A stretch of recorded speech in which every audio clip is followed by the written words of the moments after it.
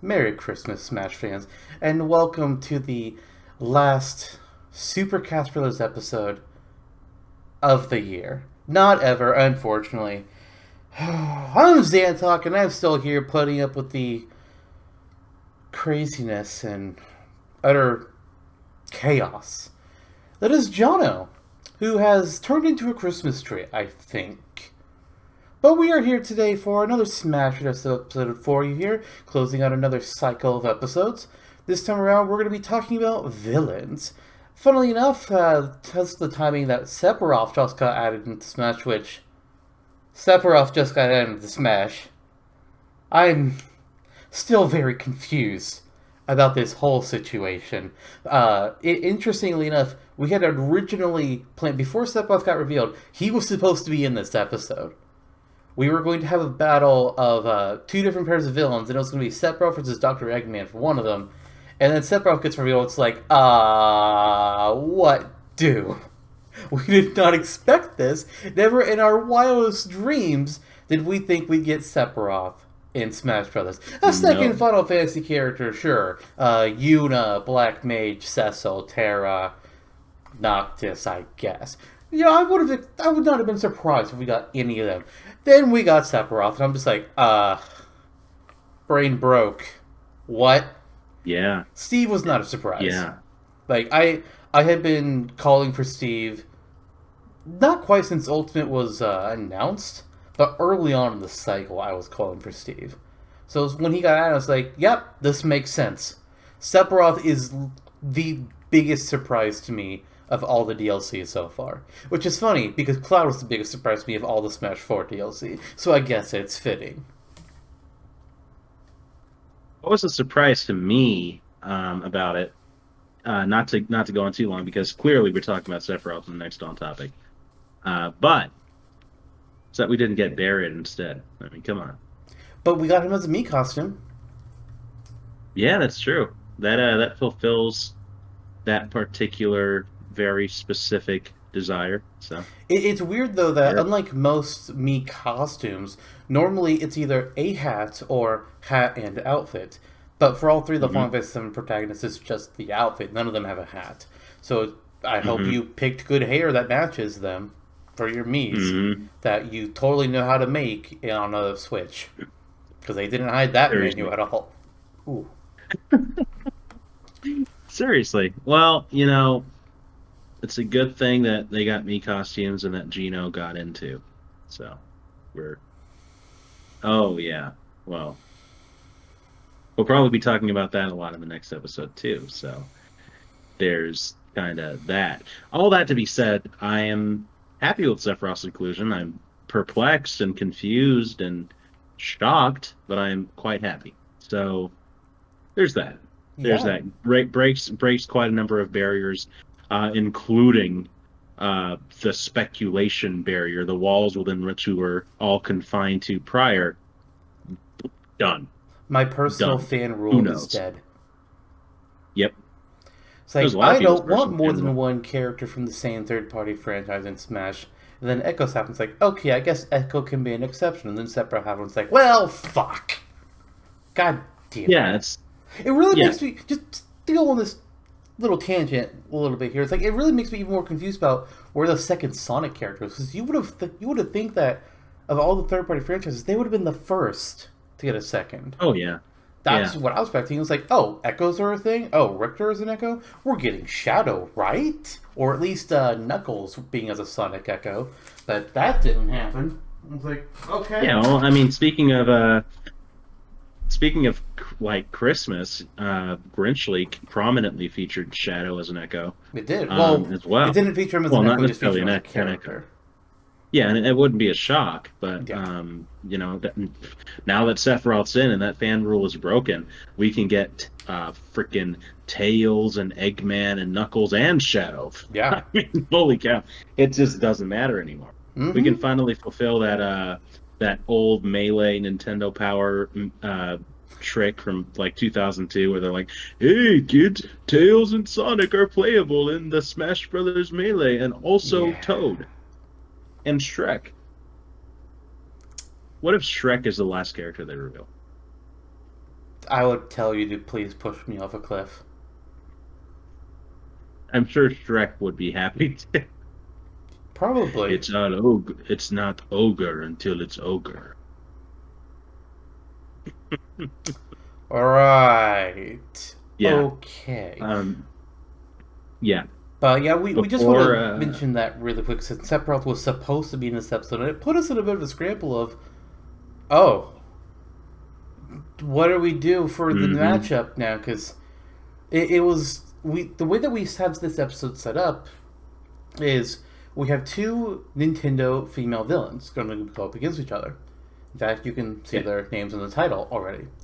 And then we have two third-party male villains going up against each other.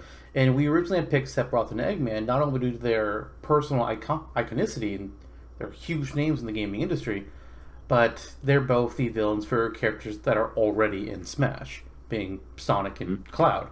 So it just made sense. But then it was like, oh, well, Sephiroth's out.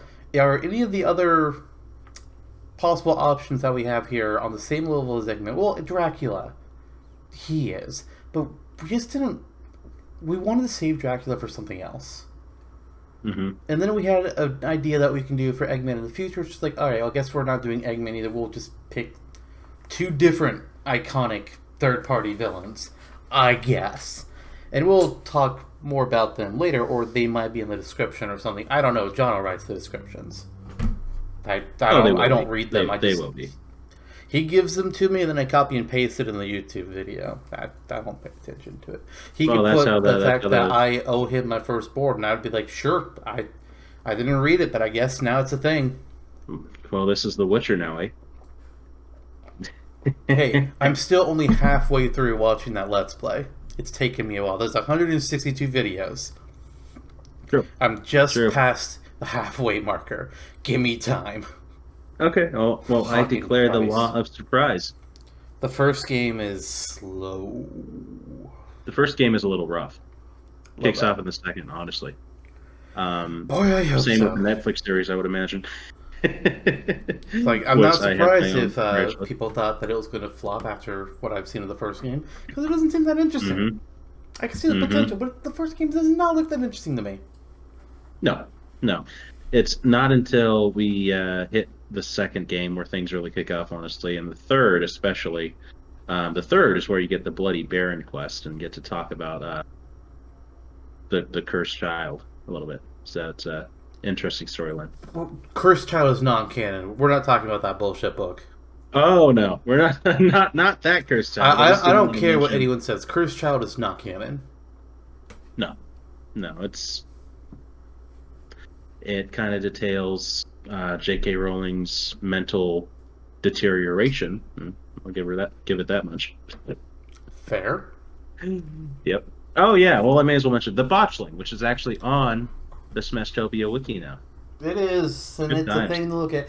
I actually was going to say this until we got to our next Smashtopia episode, but since you brought it up, I've been doing quite a few renovations to how things are organized and presented on the wiki.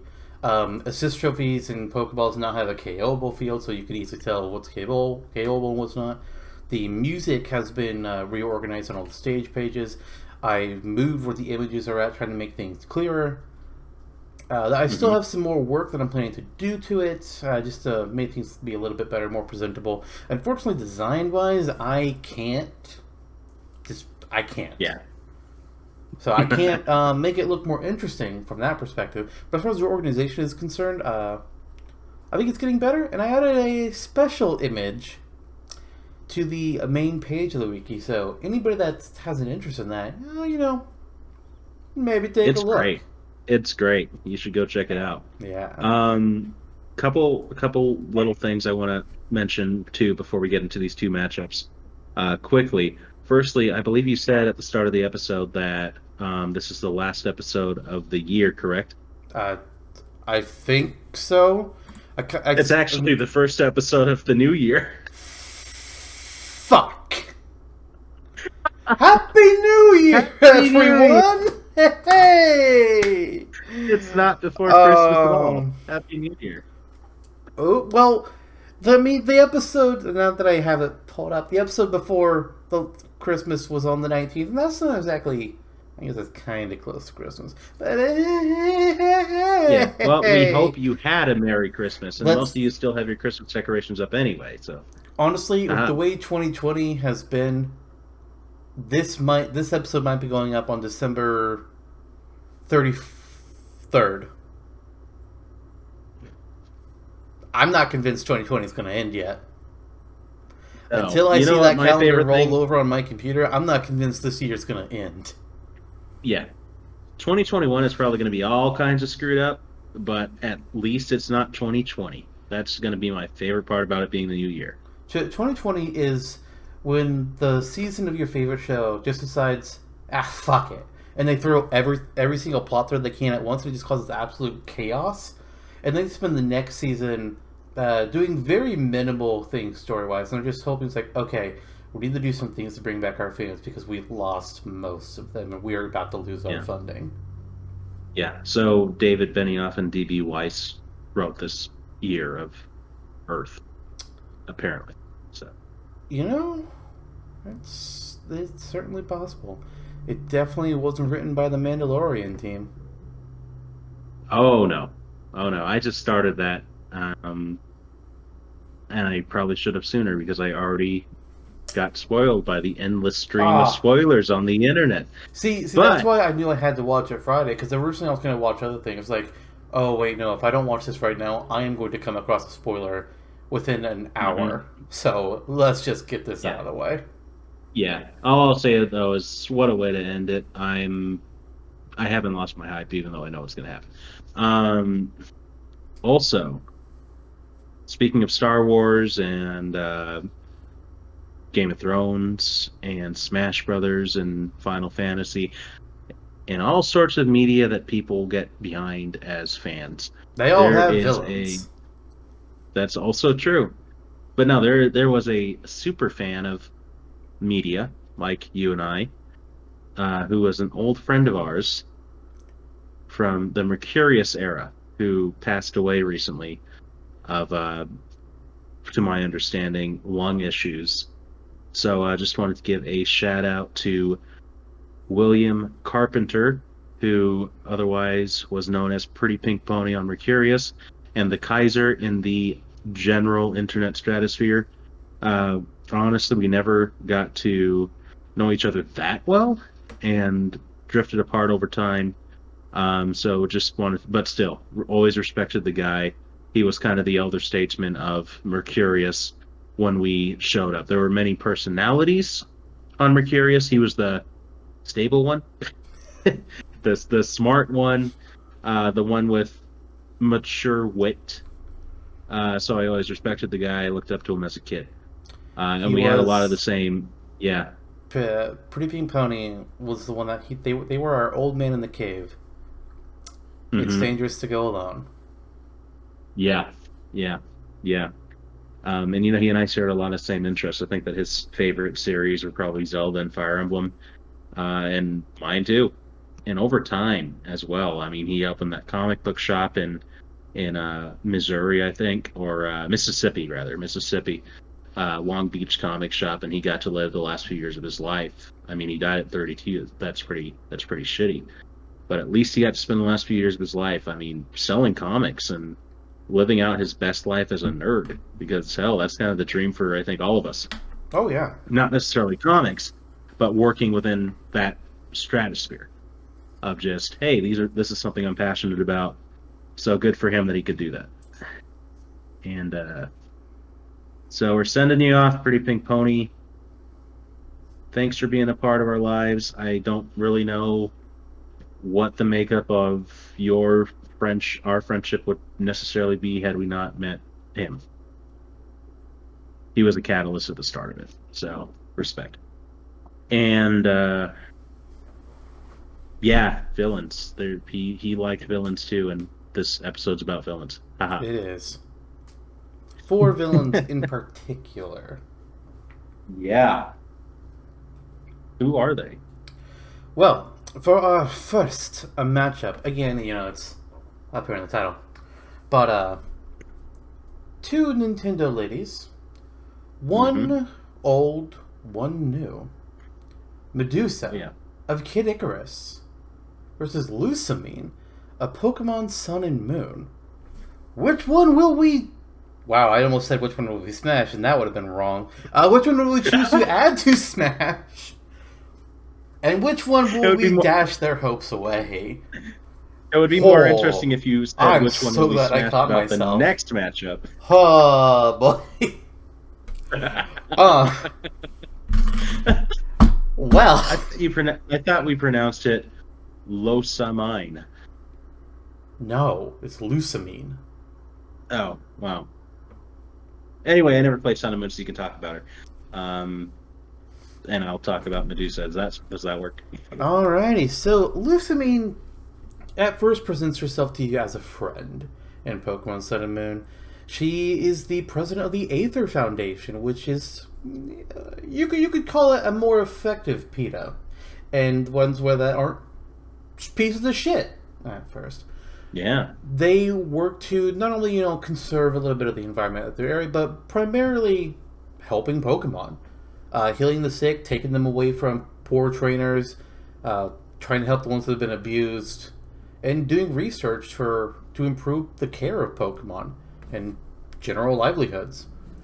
Of course, as you play through a bit more of the game, you kind of find out that Lusamine is a little bit unhinged, and she's been doing experiments with I wouldn't say other realities, but like ultra space, ultra wormholes, the ultra beasts. She's been poisoned by one of them, the Neolego, which has been affecting her mental state and driving her completely and utterly insane, to the point where she just wants to save them and make sure they're protected, while also abusing poor little Cosmog and using its power for her own benefits, even though it hurts it. Her children. She kind of... Let's say if a helicopter parent was evil, Lusamine's got a little bit of that. She drove both of her children to run away, and then she was consumed with getting them back, partly because they both stole two of her science experiments, which kind of get that. But at the same time, Lusamine, you're fucking insane. What the hell? Eventually, at the end of the game, spoilers, because this whole thing has been spoilers, she's able to succeed in going to the Ultra Wormhole and find her precious Neolegos, which, by the way, look like space jellyfish. Mm-hmm. And they're rock poison type? I don't get the typing. Poison, okay, I can kind of see the poison typing. But rock? What? And she merges her body with one of them, or one of them absorbs her. It's weird, and I think we all know where those scenes tend to go. Tentacles. Yep. Fucking weird. I dare say it's the weirdest Pokemon has ever gone. Yeah. Lusamine merged with the Neolego is, that's up there. That's fucking up there. Well, it's like, okay. I guess the fan base to turn off from Gardevoir for a few. Oh, they turned off the Gardevoir into Bowsette years ago. Wasn't that a fun time in our lives? No. It was not. What a trend. I'm surprised Nintendo ever dared to utter the word Super Crown ever again after those fan arts started coming in. Because they did not like Bowsette. They did not. Oh, no. Of course not. Of course not. They're Nintendo. I mean, that is one thing they don't like. I mean, they also don't like Super Smash Bros. Fans having fun at tournaments, apparently. They also don't like Waluigi. They don't like... Or Gino. Yeah. They're like, here's what you get, you little shits. Now shut up. And we're like, okay. Well, that said, I love you, Nintendo. I'll visit Super Nintendo World. It'll be a great time. Yeah, when you bring it to the U.S. Uh-huh. I can't wait to wear my Waluigi watch. Oh, wait.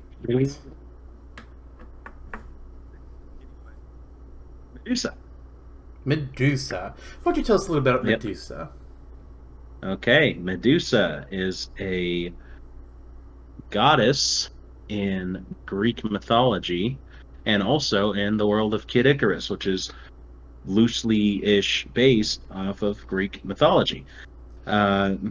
She essentially is cast to the underworld, commands huge underworld armies of reapers and eggplant wizards and blah blah blah blah blah. Snakes on her head, the whole deal, the whole deal. In the original Kid Icarus, it was pretty cut and dry. It's Palutena says, "Hey, go kill Medusa because she's bad," and sends the underworld army upon us. And it's like, okay. Same thing for Myths and Monsters. It's like, okay. And then Kid Icarus Uprising comes around, which is a great little bomb of character Oh explosion yeah. for everyone involved.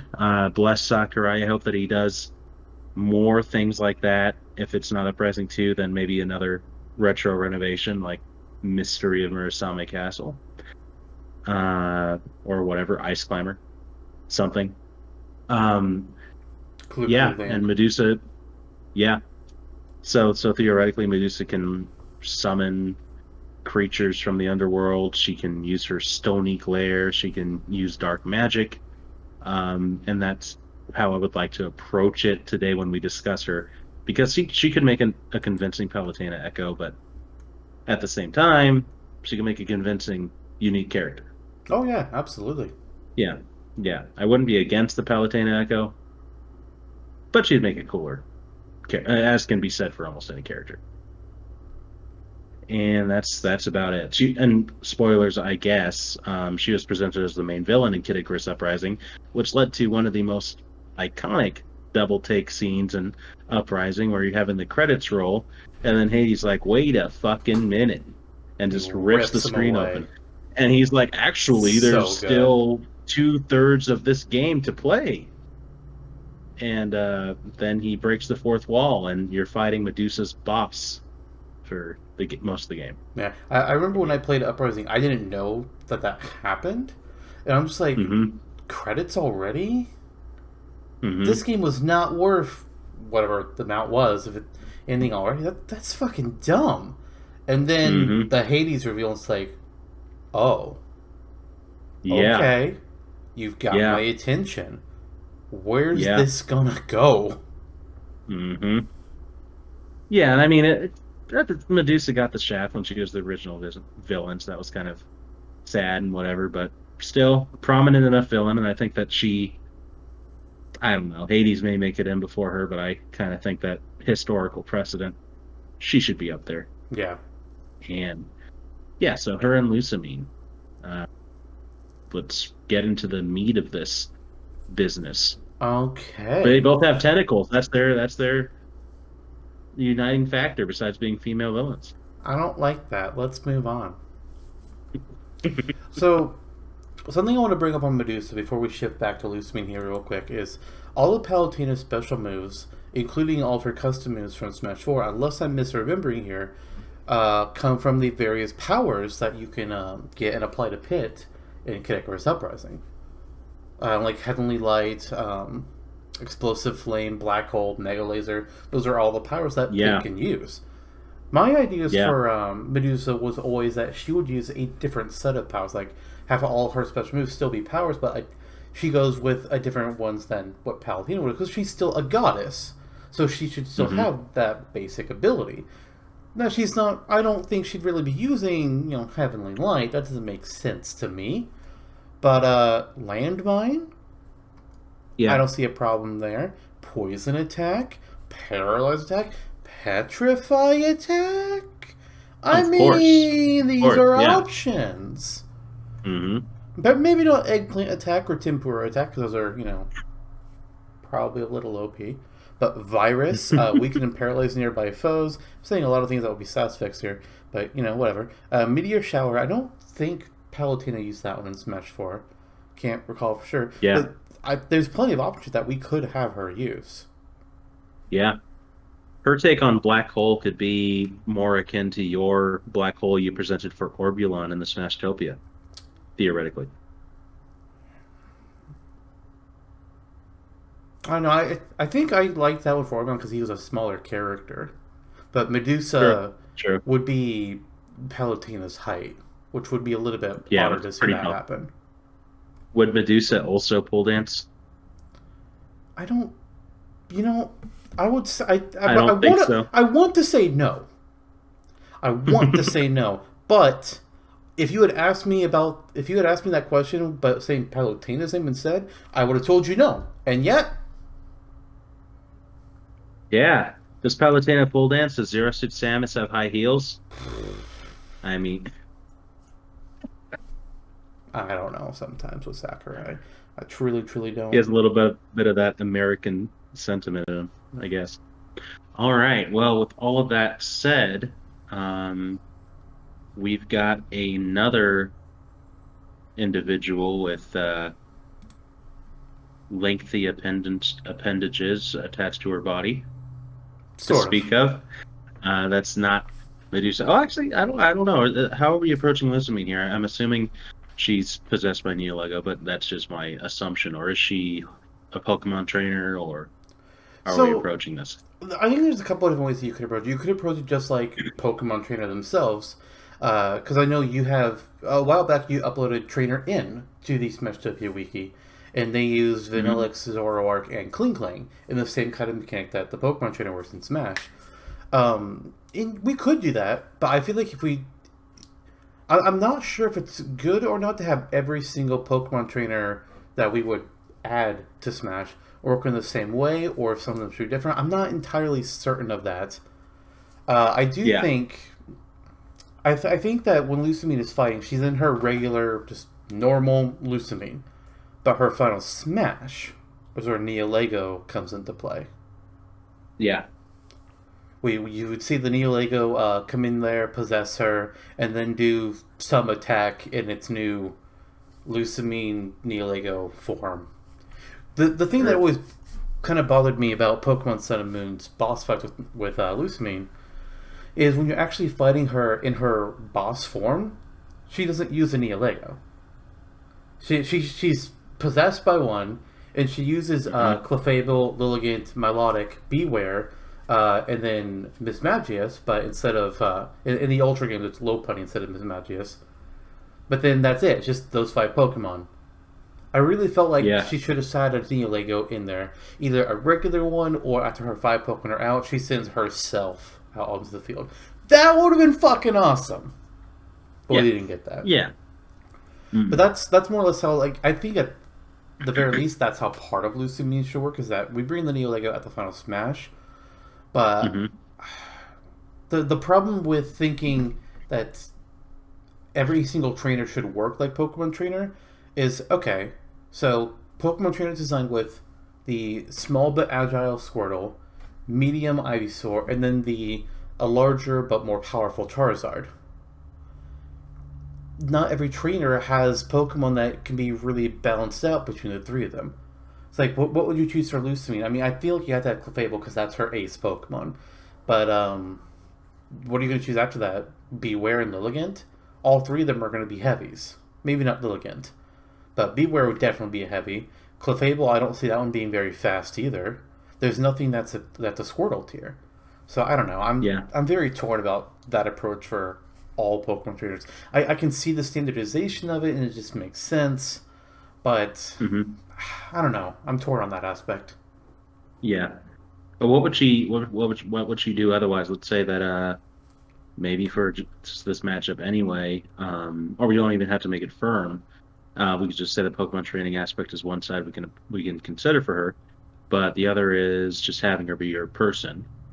I mean, And if that were the case, yeah, we've talked about other characters could be a summoner type fighter of sorts, and it's like that's okay, true. so for her special, she let's say points her finger forwards because she's commanding her Pokemon. Clefable very quickly appears next to her and does Moonblast. And then Yeah. after the move is done, Clefable goes away. Up special could be I'm looking at the options here. Beware doing Hammer Arm as an uppercut, and she just rides Yeah. on Beware's back. Down special could be Lilligant doing Pedal Dance or something. Yeah. Nice. And then on side special, what you can use surf and melodic. Uh, that or like Flail, maybe. Yeah, that's true. That's true. Miss Um, Magius could do Mystical Fire, hmm or Lopunny could do Dizzy Punch, I guess. Yeah.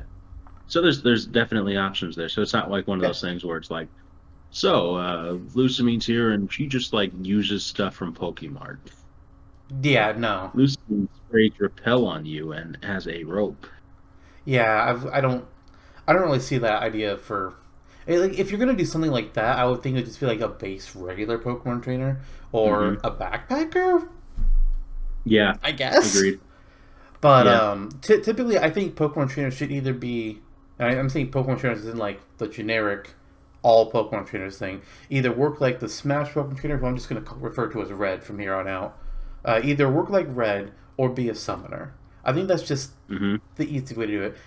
It doesn't really make sense. I mean, maybe some of them could be more of a brawler type. Like it, let's say Chuck got in for some fucking reason. Hmm. Chuck from Gen 2 as a fighter in Smash. It makes sense if he'd be punching things. Sure. But I don't Yeah. really see Lusamine brawling. I mean, I Yeah. probably for her the like standard A's, I think she'd probably do like maybe a punch kick or something. But otherwise, I feel like just bring out your Pokemon and have them do a move for you. It's what you're a trainer. That makes sense to me. Yeah. Agreed. Agreed. Okay, well, we want to kind of move forward, assuming that we're using the summoner route for Lusamine, just to Sure, streamline it. sure, that works Okay, for me. that would be great for Smashtopia. Somewhere along the line. Yeah, Speaking of Star Wars, I see you have your blue milk. So cool. I mean, a long Or time is, ago, I made a mhm, move set for. I mean, we've mentioned on the show before. I made a move set for Trainer Red, as if they weren't using Pokemon fighting with them, and so they would. They were fighting. They threw rocks instead of a Pokeball, kind of like from the Safari Zone. They could ride their bike. I don't remember what mhm, else I did with them, yeah. but for the most part, a Pokemon Trainer, I don't really think they'd work well like that. I'm not opposed to Maybe it, 10 years ago. but it'd be Yeah. weird if Lusamine was throwing rocks and riding a bike. Like, don't see that There's so happening. much more to her. Like, that would be a disservice to her character. Absolutely. Yeah. Yeah. Nothing really says insane antagonist like Lusamine throws the rock. I mean, she also has a trophy room filled with frozen Pokemon. It's like, oh, if they're in suspended animation, nobody can hurt them. Lusamine throws the Pokemon inside of the ice block. Lusamine throws a frozen Pukumuku. What do you do? Yeah. Yeah. Fight, item, or Slash run? at it with Masamune. Okay, Sephiroth. Yep. Okay. Um, that's pretty interesting. And then and then shoot. We both so Lusamine is a summoner that would be very at this point in time unique to Smash with the summoner archetype not having Yeah. been previously explored. And Which is I mean odd we're because there's so many options. Byleth could have been a yeah. fucking summoner. Seriously. Seriously. Yeah, and when you're this many characters in the pot, like very damn nearly 100, and we don't have one, Yeah. uh, surprising, I surprising. mean, on one level, I can understand why Summoner has not been added to Smash yet. Hmm. They would be more complicated to create and also would be Hmm. more taxing on the game itself. Because that's a lot True of enough. extra models that have to be designed, and Hmm. that the game has to load whenever when you pick the character and they start preloading how the map's going to be. That's a lot of extra work that it has to have in there. So like, I can understand from that Yeah. perspective. Having a summoner would be a lot of work. In the City of Final Fantasy Duodecim, they added a Yuna, a summoner. And originally they were going to have her summon like the full forms of her summoned characters, Shiva, Ifrit, Bahamut, and so on. But there was not enough room in the game to do that, so then they could be like, okay, so we'll have Ifrit's head and his arm will come out of this summoning disc, and then he'll do his attack that way. And that's what they do with all the characters there, because there just literally was not enough room in the game. Yeah. Although at the same time, Smash has been able to program something like Steve and all of his crafting But at the same mechanics. time, Smash had to remove Ice Climbers from Smash 4. What a dark time. It was. It really was. Lop the 3DS version off existence, I say then. Uh, because when the Wii U version came out, nobody cared about it anyway. Yeah. But I mean, Let's yeah, the see. 3DS version was like, why did you do this? I think I don't think Hmm. Sakurai wanted to. If I was to make a guess here, Yeah, but it was some. But he was told, hey, we wanted to do two versions. Like, okay, yeah, why? Money, agreed, of course. agreed. Could have gotten Smash Run on the Wii U instead. That would have Yeah. been better real estate. But at least we got Smash Tour. What a great mode. Yay. Um, Gosh.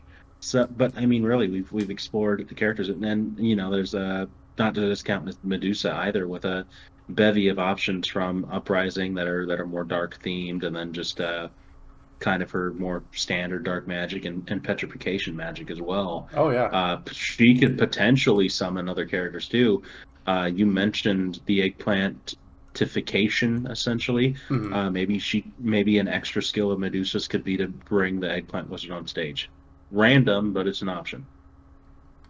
Just because she's the leader of the underworld and they're underworld soldiers, See, or she can have here's mono. what I want to know here. Here's what I want to know here. Yeah, Ooh. Oh, that's interesting. yeah. How would you imagine the eggplant wizard would work if it's a move here that she summons an eggplant wizard, or Haswell just does an attack real quick? Because I have an eggplant wizard assist trophy that I have on the wiki from years Hmm. ago, and I had it. If I remember correctly, when I was looking at it again recently, he appears and he just does like a pulsing aura comes out from him once, and any opponents that are in that area get turned into an eggplant, as you do in Cadicarus. Hmm. But they can still run around and jump, and then that's it. Like they cannot do any Yeah, attacks at all, which is OP a little yeah. bit. It is. And It as an is. assist trophy, I think that's one thing. But Hmm. as an element of a character, it's like that sounds too good. It's like I Yeah, you'd remove have my to really limit opponent's the amount of ability to time. do anything. That said, I mean, Yeah, there are still plenty of like powers that she can do, even if it's just like she does generic dark magic, or again, some classic Medusa petrification. I mean, there's super speed, which Palutena had in Smash 4, but she doesn't have it anymore. yeah, Um, let's see what else. I mentioned meteor shower, landmine, spite. Convert all remaining health into a powerful explosion. So the more damage Medusa has taken, the more powerful this attack is. That sounds like an yeah. extra skill to me. Hmm. Uh, Trying to look at some of these other ones. The problem is that a lot of them are just variations of different things. Like, oh, slip shot. Your projectiles can go through walls. Homing boost, it improves the Yeah, homing shots. Like invisible shots, they're invisible. I don't think those really work for Medusa. no. But like poison attack or paralysis attack, any of those like adding a side effect onto it, I can see there being a side special where she just. I don't think she has a shield in Kid Icarus, but it would kind of make. I mean, Palutena has one, so I could kind of see like Medusa having like a kind of similar thing. It's like do a shield bash type move, and it adds a side effect on there. That would make Yeah, sense. yeah. Or conversely, a wave of her staff, and the aura flings out of it, I guess, Yeah. as she's waving it. But her staff is quite similar in build to yours, actually. The one Oh, sitting next to you. right. Yeah, I was like, what? What are you not an talking innuendo. about? No. The staff you bought from the Renaissance Fair. Yes, But yes. but I understand the implications since that's where I usually go. Um, yeah, yeah. So yeah, there's quite a bit to draw from still, and thinking of characters from like enemies from Kid Icarus that she could potentially bring into her moveset. We mentioned the Mono Eye. That could potentially be, for starters, an up special, of course, because it's a flying creature. Yeah. It could be maybe a counter. It's big in stature. She can use it to parry for herself or whatever, or just send it flying out towards opponents. I don't think it's like Sacred Stones, or where they actually have the ability to shoot out dark magic themselves, unfortunately. But there's some utility there. They're like the Bronto bird of Kid Icarus. Yeah. Uh, yeah. Then there's what? There's the Reaper. That would also be OP. Yeah. Now, Yeah. maybe now rebets. Yeah, maybe. Yeah. Yeah. They'd be kind Yeah. of on par to the Keys that we created for our Ganondorf makeover that we did years Yeah. ago. That would be interesting, actually. Now that you mention it, and she's Medusa. She can send out snakes, although those would be nearly useless, but she can still send them out. Yeah. Um, I mean, Probably in a Thanatos was a quick moving snake in the trail. original game. Also true. Also true. She can have a move where she sends out multiple snakes at the same time, or chargeable or whatever. Yeah. More akin to DDD's toss, but instead of tossing them, they just float out probably from out of her staff as she holds it towards the ground or something.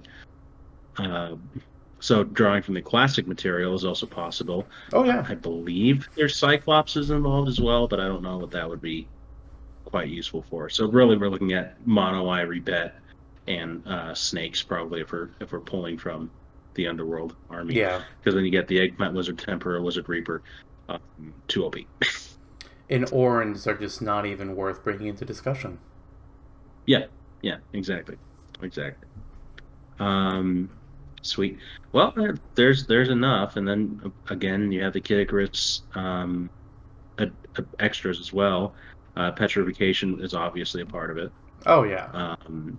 Probably a down special or a standard. Or the final And smash. interesting. She Okay, yeah. just petrifies them for the final smash, and that just causes mental trauma damage. Yeah. She can keep them all petrified and make it a better version of Peach's horrible Final Smash. I was thinking more of cinematic, but yeah. Yes, yeah. Well, she's freaking huge in Kid Icarus Uprising. That would be the place to do it with a Oh, CGI oh wait. FS. What if the petrification is how the attack is initialized? Like, Hmm. all the cinematics they have to do some kind of hit first to determine who's in the cinematic. So she petrifies somebody in front of her, all the snakes come out and they do their thing. So Yeah, the cinematic is that character petrified, looking horrified, and then she unleashes some kind of huge, destructive dark magic attack on them, whether it's a mega yeah. laser or a meteor shower or something to that effect. That would be great. That would be great. Yeah. What if as she's standing there in her idle animation, what if an opponent gets too close, the snakes can jut out from her head and attack them? Why? Do minor damage. I don't know. They're saying, don't touch my mama. No. No. Lusamine can't do that with her. The, an idle animation damaging somebody. No. No. I don't even like that taunts can damage. I'm not a fan of it. But the precedent is already there. No. I refuse. Sakurai might not. I don't care. Shrek is going to automatically damage Sakurai people. is not infallible. Nope. Is he more infallible than most other developers? Yeah. I mean, But still. yeah. um, I mean, that's I pretty don't much know. all I really have on Medusa. Like, she could summon members of the Underworld Army, and she can use basic dark magic. She can use all the different powers from Kid Icarus. Why not? Yeah. Petrification, standard Medusa mythology fare. Hmm. I would say you could give her a sword because I'm pretty sure mythological Medusa, or at least in some She different does, forms yeah. of Medusa, yeah, they have a bow or has a sword. But I feel like she already has a staff, and she could just swing that Hmm. like a sword if she really wanted to. I concur. Yeah, sword-bearing Medusa's kind of a tragic character when you really dig into it. She really Interesting is. backstory there.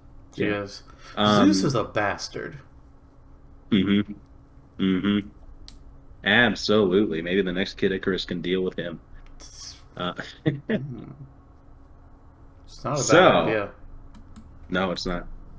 Um, Yeah, I think we're kind of at wit's end with both of these characters at this point. Yeah. We've It's like discussed them, we have and Lusamine yeah. who could be a summoner. She's got the Clefable, Lilligant, Lopunny, Milotic, Beware, um, Miss Magius, Neolego as a final smash. You Hmm. could give her other Pokemon, I guess, like from Alola, but typically speaking, especially when it comes to something like this, like they already have these are the Pokemon she uses. Why would you give her Hmm. something different? That's just weird to me. Yeah, agreed. And then Medusa, who has all those other tools as well. Agreed. Yeah. But both So would be interesting, I think. I agree. I had a specific lean going into this, and then as we discussed the other character, that lean diminished, Hmm. I will say. So it is difficult to ascertain an opinion, more so than I thought it would be. So I wasn't how do sure you where I was at before yeah. we started because both of them have good merits as far as I was concerned. But I think there's one that I think would be more interesting to have than the other. Agreed. Agreed.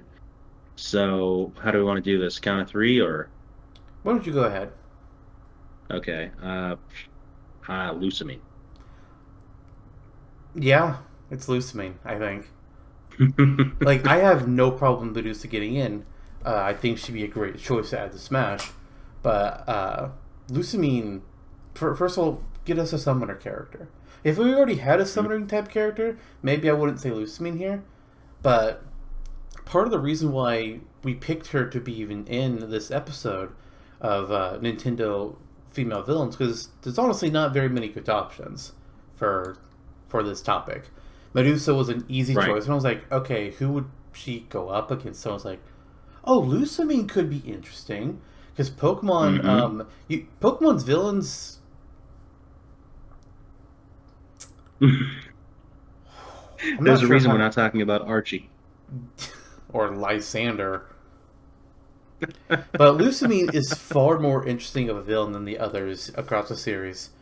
And the fact that she has the whole Neo Lego thing going on just adds more to her, and you get like she feels more like a final boss than what some of the others do. That said, Yeah. the fact that she doesn't use a fucking Neo Lego is the greatest, one of the greatest sins of Pokemon Sun and Moon. It's like what the fuck. Hmm. Like there's a few things that those Yeah. games had wrong. Rotom Dex needs to pipe down, but Lusamine should have had a Neo Lego in her moveset. What the fuck? Yeah. Yeah. The best thing that what all those cons have going for them is that at least they're not Gen 8. Yeah, like the only Pokemon villains that feel like they could be characters in Smash are Lusamine, Giovanni, arguably Mewtwo. He's already. I don't know if he really in the games he's not a villain. Anime, yeah, it's a little bit different. Little base games. I But mean, the even other then, games have different it's things. complicated. Yeah, but Yeah. then the only other one that really feels playable would be Ultra Necrozma Yeah.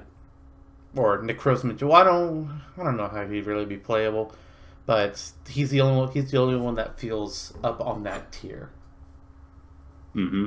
Like Giovanni would be pretty Archie cool and still. Maxie, while they are fun characters, they are Hmm. also good examples of being big dumb. Hmm. Cyrus, Hmm.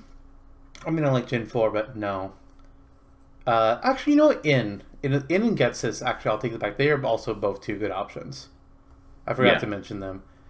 But Yeah. True. Lysander, no. Okay, you know, now that I am thinking of more because Guzma could be a fun character. Guzma is enjoyable. Although I kind of wonder if it would be better just to have his Goliath pod be playable and just have Guzman in the background. Yeah. Because the rest of his Well, I team, mean, I mean, who cares about the rest of his team? It's the Goliath spot anybody cares about. hmm quite true. Quite true. So I guess we're both in agreement, though. I was thinking Medusa at first just because it's the character I was more interested in. But then as this discussion continued and we're like, hey, Lusamine could be a summoner. Like, Hmm. okay. Yeah, Yeah. and it's I not mean, like yeah. well, it's not like she has Pokemon that wouldn't work either. Like some of the characters as well. Archie's ace is Sharpedo. I Hmm. would struggle making Sharpedo work a little bit better. Now, if he's just a summoned character, that's a little bit better. But if it was a Pokemon trainer type style with like Trainer Red, Sharpedo, I don't know how I would do that. But Unless it was just Lusamine, floating there, which is weird. yes, it would be very strange. Some Hmm. of the trainers they just don't have good Pokemon that really leads to them working in Smash as playable characters. But Lusamine, the only one that doesn't really work is Milotic. Yeah, and if it's for a singular move there and they insist, you can find a way, but otherwise you just don't need it there. Yeah, So that's fine. So cool. I guess congratulations, Lucy. welcome to Lusamine it Smash. is.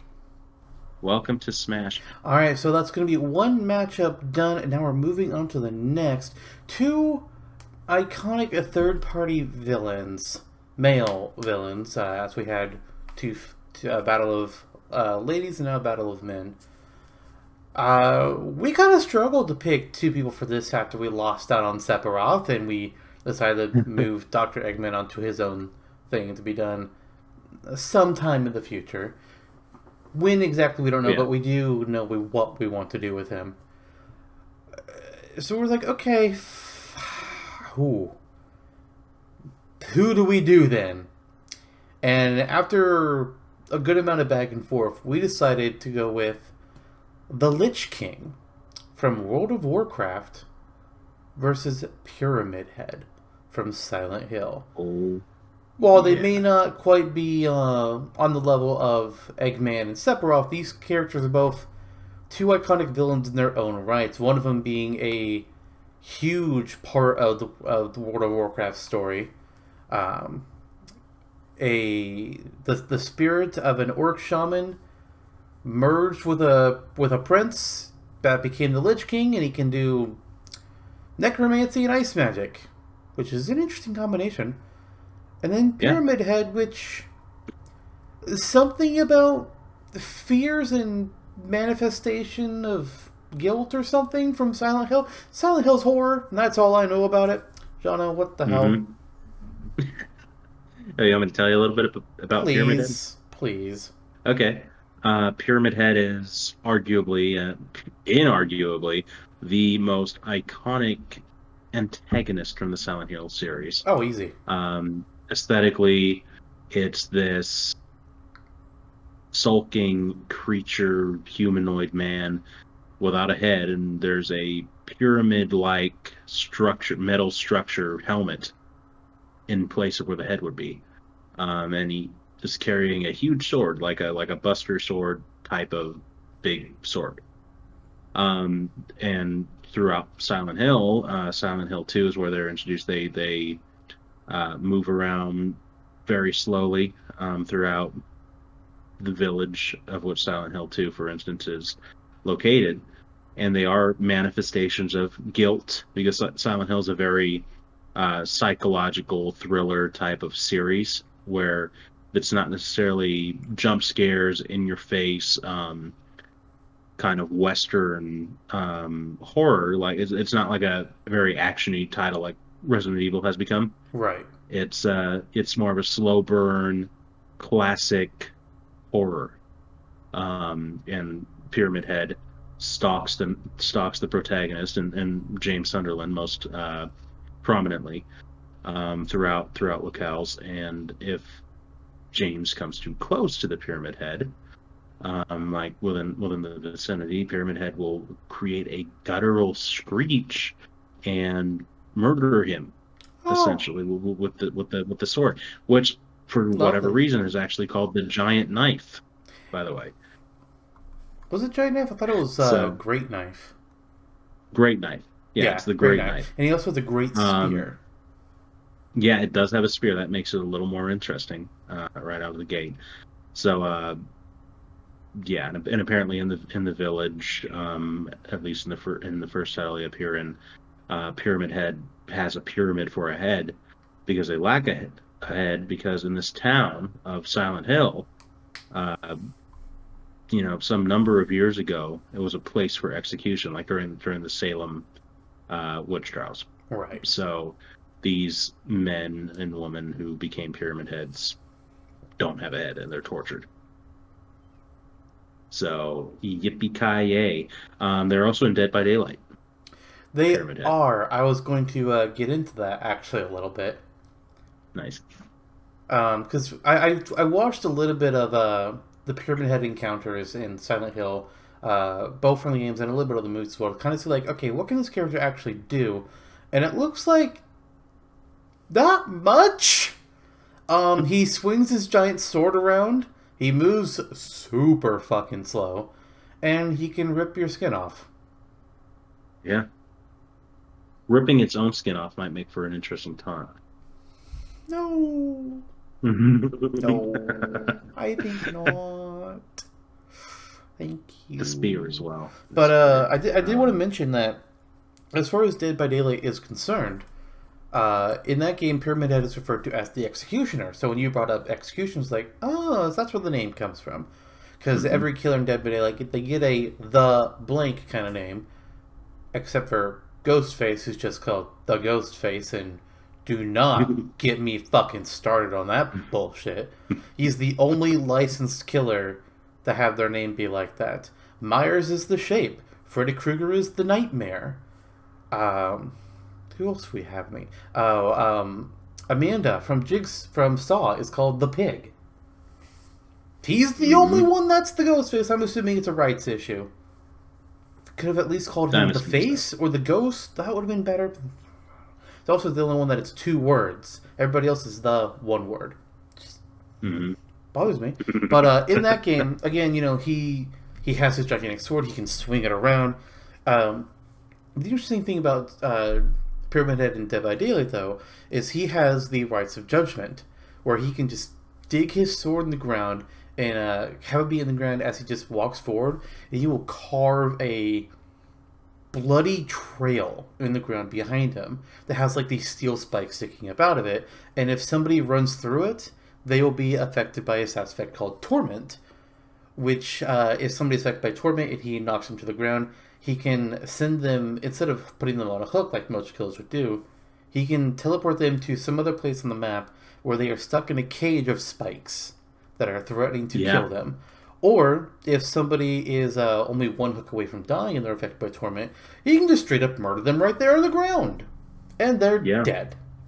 Which I find, like the whole Trail of Torment thing, I think is a pretty interesting thing. I don't know necessarily if it can be in Smash. I don't see why not, especially since Pyramid, from what I can tell in the actual Silent Hill games, truthfully does not have much to him. I was very surprised when I found that he literally just has the sword, no supernatural abilities or anything. It's just that. It's like, okay, wow, you would really have to get creative with this guy. Hmm. Yeah. Maybe extract from Dead by Daylight having that move that you mentioned. Maybe Mm. using the cage in some fashion. Maybe an up special potentially where the cage is raised with Pyramid Head inside of it. Not that kind of cage. It's more of a box, and it's just on the ground. Okay, got it, got Yeah, it, yeah. got it. Because you can be pulled out of it. It's not something that's like you would hang from the ceiling. Yeah, Not that kind of cage. yeah. Okay, okay, gotcha. Yeah, either which way. Okay, so and that is essentially Pyramid Head. It works for Silent Hill, Yeah. just for the creep factor, but as you said, you have to get creative. I think like if there was a PlayStation All Stars Battle Royale 2, Pyramid Head would be a shoe-in, so someone's going to have to be creative. Sure. Uh, but yeah, there's the giant, the great knife, also known as the giant freaking sword, and I don't know why they call it a knife.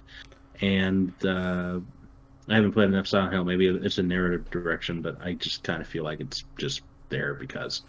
And then the spear. So to his credit, there's not many spear users in Smash, and if you use that a little more liberally than they do in Silent Hill, Mm-hmm. you have a slightly more interesting character. I think the biggest plus to Pyramid Head, because aside from the trail with the torture effect, honestly, I mean you're looking at something that just a melee character that uses a sword and a spear, and there's a lot of characters that can do that. Yeah.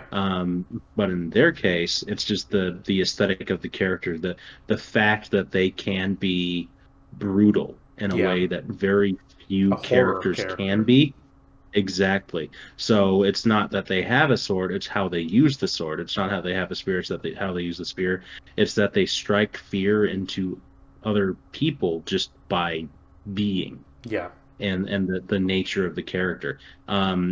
Very few characters can be that brutal, especially in the scape of Smash. You have Pyramid Head and what? You have like Doom Guy. That's essentially it. So if you want a visceral, meaty character like that, um, having that violent edge, that's pretty much that total lack of finesse. Very representative of classic horror aesthetic. It's a very pleasing idea. Yeah, absolutely. It's a so it's a very pleasing idea. It's kind of like the same kind of itch the trapper would scratch, but more realistic than the trapper. A little bit more Although the trapper realistic. is more interesting, but yeah, yeah. So that's not a bad platform to be standing on. But of course, there's also the Lich King that Pyramid Head's against. Lich King. Lich King's history is a anything from World of Warcraft's history is a big Tank. thing. Oh Uh, yeah. it, I tried starting to look at it, and it's like there's a lot right there. But basically, my understanding is Necromancer spirit possesses Prince, creates Lich King. I think that's Hmm. my essential understanding of it. And then he went on to become a villainous force against the planet of Azeroth, or is it World? I don't. I I'm assuming that's what they call the planet. I don't entirely know. Actually, now that I think about it, I know the game they say that takes place in Azeroth, but that doesn't necessarily mean that's what the planet is called. You wouldn't say Hmm. that Final Fantasy VII takes place in Gaia, Yeah. even though that's what they call the planet. That'd be fucking weird. Hmm. But as far as what he can do, he has obviously some necromancy to him. Let me try to bring up his pages here. He can do ice magic that just sends out like waves of ice energy. He can bring up gigantic ice walls, summon ghouls, lumbering abominations, witch doctors. He can make these things fight for him.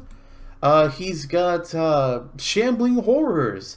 He can use a move called Necrotic Plague to infect the target with the plague, so dealing what's called shadow damage and then a damage over time, I think, from what I'm seeing on here, because I'm just looking really quickly here.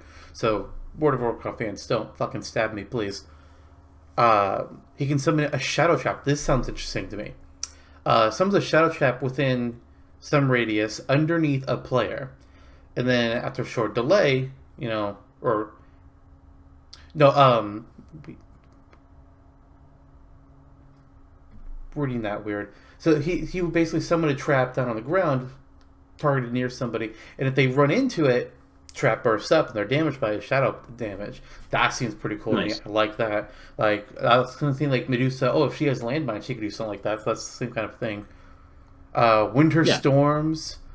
A move called pain and suffering. Ah, good. Okay. 2020. He can summon ice spheres. Throw out essentially like ice crystals that just run up people and damage them. A underground shockwaves for a quake type move. He's got a whole bunch of different kinds of shit. Harvest slowly consumes the soul of the target.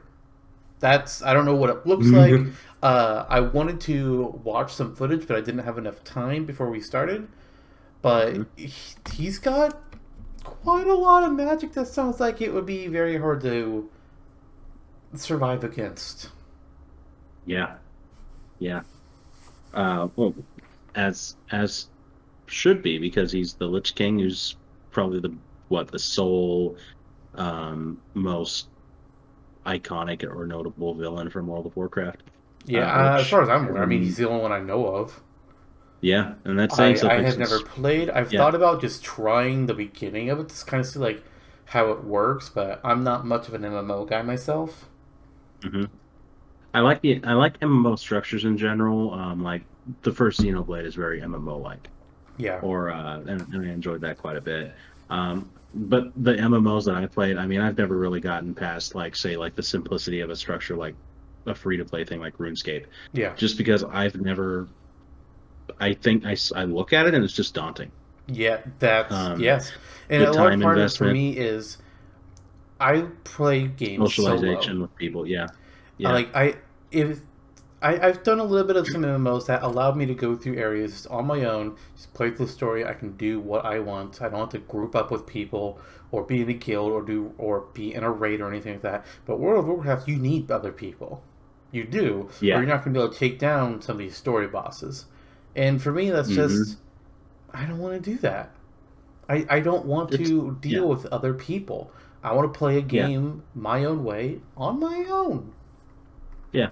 Exactly. I mean, I like and this is an area where we're different quite a bit. Is I enjoy putting myself out there with a lot of different types of people and getting to know them. But in the structure of a game, it's different Yeah, because you play a game to unwind, and yeah. So for me, it's not like I don't play games with friends.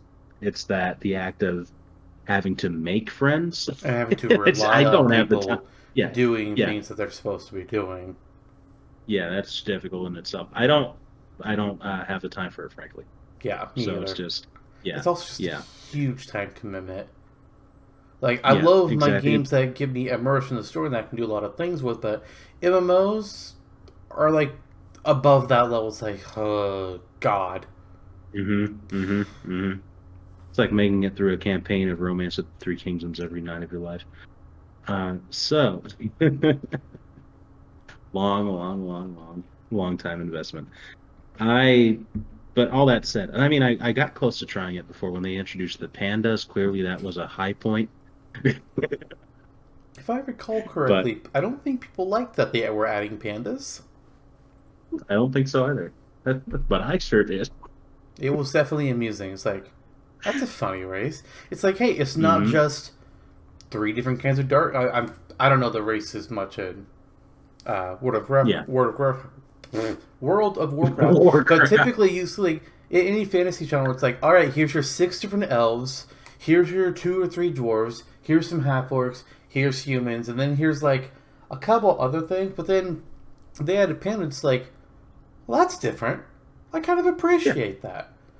Yeah. That's interesting. Like Yeah. I know, God, what was it called? Something Quest. Dragon. No, an MMO, dumbass.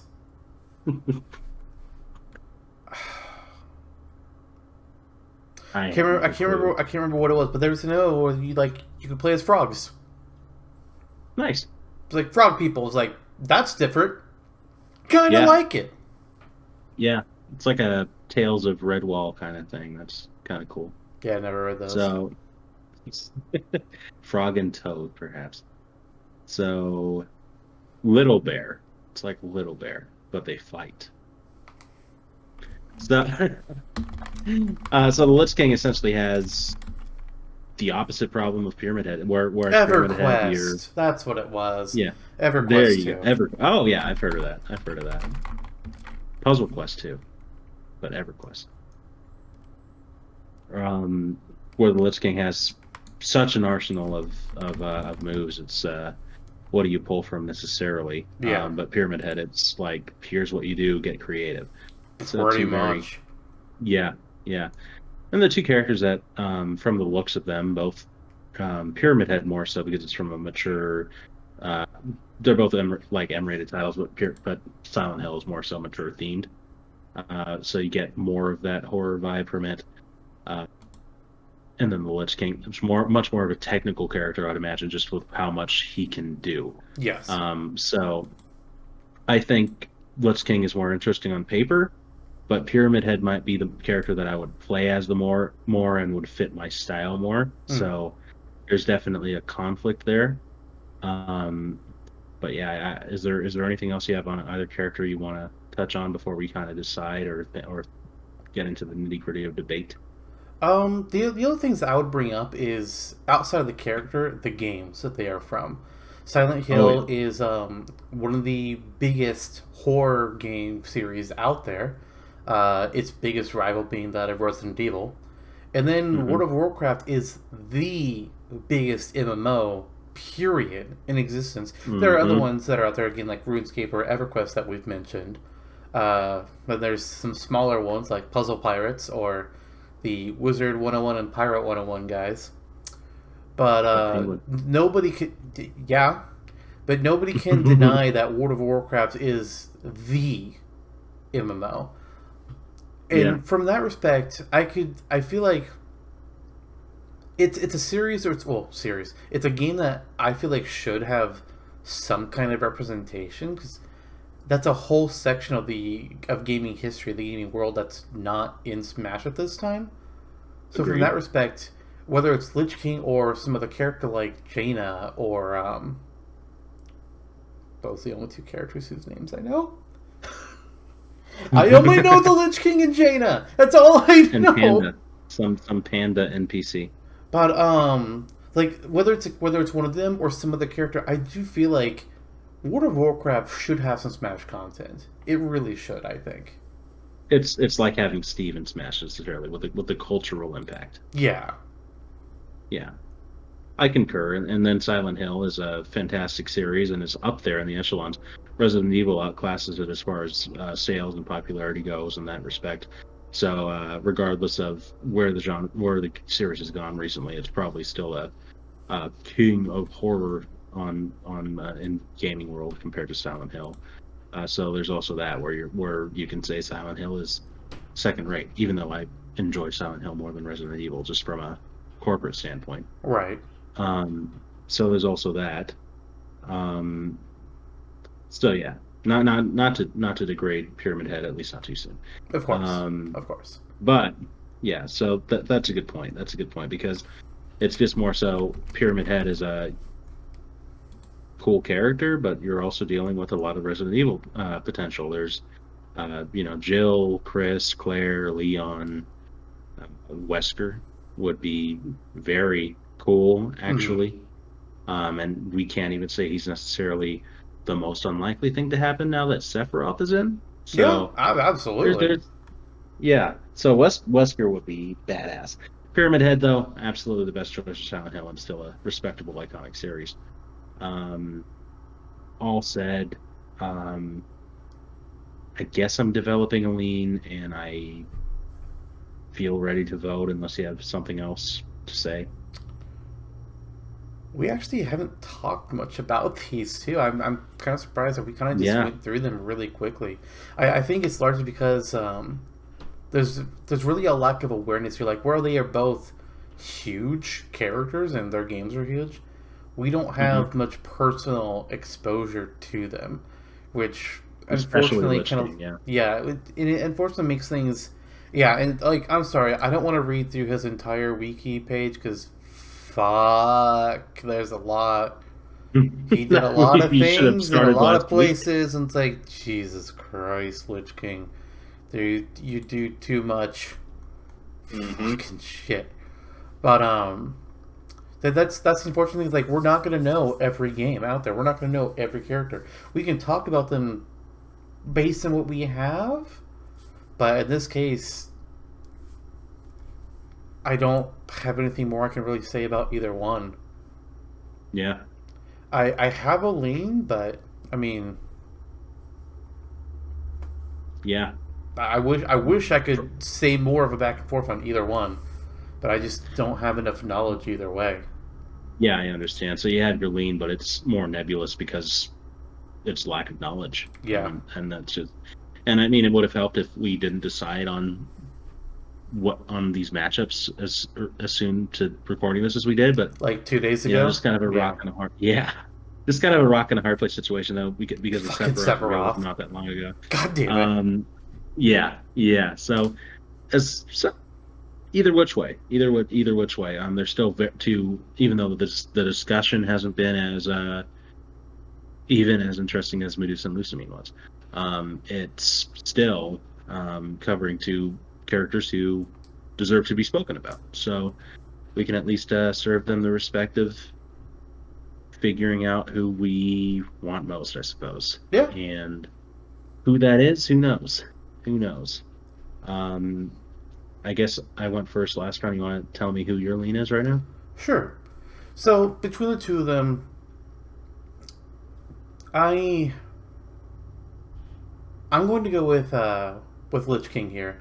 A large part of that is Mhm. because one, how huge World of Warcraft is, but also the fact that Pyramid Head really does not have a lot to him. I mean, sure, we could get creative, Sakurai could get creative, but Lich King, when I was looking through his abilities, granted, I haven't seen what these look like, but based on the names alone and some of the partial descriptions that I've gotten on him, it sounds like he could be a really interesting character. Like he probably would have some kind of summoning move of some form of Oh undead yeah. to bring up on the stage, and then a shadow spell, an ice spell. Um, there's three of his specials right there. What the other one could be, what his final smash could be, I don't know. Something huge. Maybe he could have like Hmm. a total screen nuke, kind of like what. I mean, no character really has a full screen nuke in Smash for the final Smash, but some of them have a large range. Fucking PK Starstorm, Black Hole, Hmm. and Mega Laser. Even Mario Finale has some good range to it. So I think he would have like Pits, the Great Sacred Treasure, pretty much hits the whole screen as well. I feel he would probably have a final smash that's like that. I think, Hmm. but just seeing all the things that he can do sounds interesting to me. We don't have a character like that, and he's seems cool. Yeah. Yeah, I can respect that quite a lot. There's certainly not an argument as per how much inherently Lich King can do compared to Pyramid Head. Right. And some of what Lich King has is a lot of what Lich King has is pretty lucrative. From the ice magic, which is not fairly explored except in a couple moves from what Ice Climber, Pretty much. and that's about it. And necromancy as well. That's another take on summoning, and summoning set Lusamine over the edge with over Well, Medusa. I think his Yeah. something that I was kind of imagining wouldn't be the style that we were talking about for Lusamine, or Hmm. I was thinking it more like the Waddle Dees that King Dedede could do in Brawl. Oh yeah. Yeah, so Okay. like Don't know he about summons that. like it's like a skeleton that just starts shambling forwards, kind of a thing. Hmm. Hmm. Yeah. So I am going to go. You know what? I will say it's difficult for me only because I like Silent Hill. Fair enough. But yeah, yeah. You know what? I will say, I see you're editing that page and uh, you fucked up the yeah. formatting. So Mm-hmm. please, Mm-hmm. Wait, what? What are you talking about?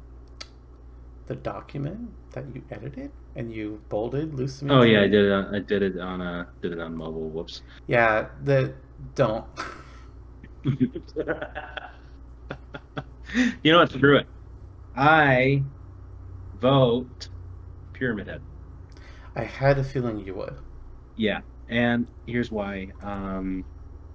The character you can make something out of it with a little elbow grease. You take the great knife as the primary weapon. You have the spear probably as a standard special or side special. You take from Dead by Daylight with the dragging of the knife across the ground, with the torturous fencing, whatnot. But you can also get a little more liberal with the creation process. Bring in incorporate a guillotine, maybe as a final smash or something else, since that's very aesthetic to the Pyramid Head character as well. Uh, the final smash could be beyond all reason a torture room and a psych evaluation unit, like in Silent Hill, where Pyramid Heads will grab you and strap you to a chair and flip you upside down and then stab you to death. So that could be a great time, right? Uh, Jesus. but it's inarguable. Lich King's major pros logically outweigh anything Pyramid Head has going for Yeah. it. The iconicity of the series, the iconicity of the character as a villain, and just the massive amount of moves Lich King is capable of. So the only thing that I have going for me is the sheer apathy because I don't know the character. Yeah. So um, that, and I kind of feel like it would be fun to make the first episode of 2021 be a tiebreaker. Jesus, You love those, You right? did it just to have a tiebreaker. Come on. No, no, no. I did it because I like the character more. Well, it is certainly our first tiebreaker in a while, if we don't count the Tournament of Champions that we had, which had quite a few. That was a Um, nightmare. what was the last one we had? Just I think it might have been Mock Rider and Balloon Fighter. wow, wow. We have only our second one. That's pretty interesting. I mean, there have been a couple times where we were split, but we had a guest on those episodes that would break the tie for us. Hmm. As I think that happened. Yeah, Fairly sure. It's kind of interesting. I'm not sure, but yeah, Well, that is it then. We have chosen Lusamine to be added to Smash, and as for Lich King and Pyramid Head, we are split, which means you, the viewers, at home or work or on the bathroom. the street, wherever you're listening to this, it's up to you. Go ahead and My let us house. know in the comments somewhere, whether it's on YouTube or I'm sh- jfrom.com or I don't know if Spotify has a comment section or something. I don't oh, know. telepathically, perhaps send us a mail and a letter in the mail. I would not recommend those options. But you can go to any of the other places, jfrom.com or YouTube, probably being your best bets. And let us Yeah, know who you think should be added to Smash. You can also let us know who you think between Lusamine and Medusa. And whatever the viewer votes say between Lich King and Pyramid Head will be what this podcast officially declares as the character that we would choose to be added into Smash. So, yippee you keep saying that. cheerio, pip pip You're top. such a weird Christmas tree. Yeah, it was a fun day. Thank you for trimming this tree with your friendship. No. Oh yeah, next episode. Yes. Next episode. Well, he's here, so we might as well talk about him. Next time on Supercast Brothers. It's time for another on topic episode as we discuss Sephiroth, the one winged angel himself, and everything that he has done to us. We've already gotten to play a little bit of him, Mhm. but we'll be playing him a little bit more before we get to actually talk about him, as we'll go over our impressions and what we think this could mean for the future of Smash. Yeah, and will he bring despair Despair? or despair? You know, he might bring both. Good. I need a few more in my fridge. I bet you do. All right, well, that's it, everyone. Bye. See ya.